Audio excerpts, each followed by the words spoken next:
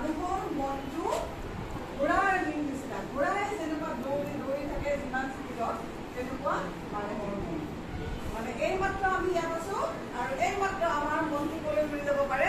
পাকঘৰলৈ যাব পাৰে তোমালোকৰ নিজৰ নিজৰ পাকঘৰৰ কথা ভাবাচোন তোমাৰ মনটো গ'লেই মই কোৱাৰ লগে লগে মায়ে বা আজি কি বনাইছে আমি বা গৈ আজি কি খাব পাওঁ মানে গতিকে কি হয় যে আমাৰ মনটো ইমান বেগ আমি যদিও ইয়াত আছো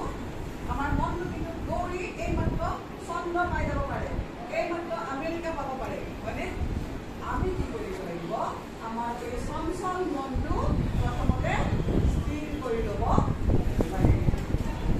চঞ্চল মন যদি আমি স্থিৰ কৰিব পাৰোঁ তেতিয়াহ'লে আমি ভাবিম যে আমি সফলতাৰ ফালে আগবাঢ়ি বাঢ়ি গৈ আছো আমি কি কৰিব লাগিব আমি যি কাম কৰোঁ সেই কামটো আমি মনোযোগেৰে কৰিব লাগিব যিয়েই নকৰোঁ কিয় আমি মনোযোগেৰে কৰিব লাগিব যদি আমি মনোযোগ নিদিওঁ যদি আমি কামটোত মন নিদিওঁ তেতিয়াহ'লে কামটো কি হ'ব কামটো বেয়া হ'ব আমি সফল হ'ব নোৱাৰিম আৰু কি কৰিব লাগিব অধ্যৱসায় অধ্যৱসায় আমাক লাগিব অধ্যৱসায় মানে কি কি আৰু কি অধ্যৱসায় আমি খুব চেষ্টা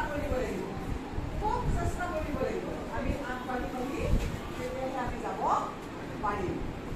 আৰু আমি কি কৰিব লাগিব আমি যলৈকে নাযাওঁকে আমি যিমান দূৰ আমাৰ মনটো আগবাঢ়ি নাযায় কিয় আমি আকৌ আহি আগৰ সেই ঠাইখিনি পাব লাগিব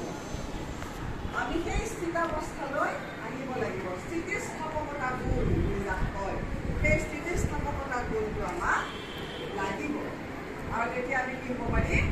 সফল হ'ব পাৰিম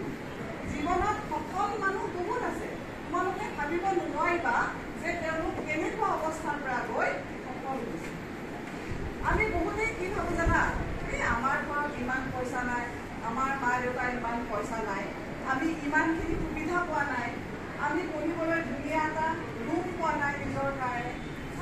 আমি ভালকৈ থাকিব পৰা নাই ভাল ঘৰত আমি শুব পৰা নাই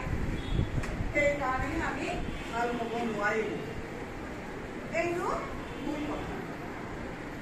পৃথিৱীৰ যিমান তুমি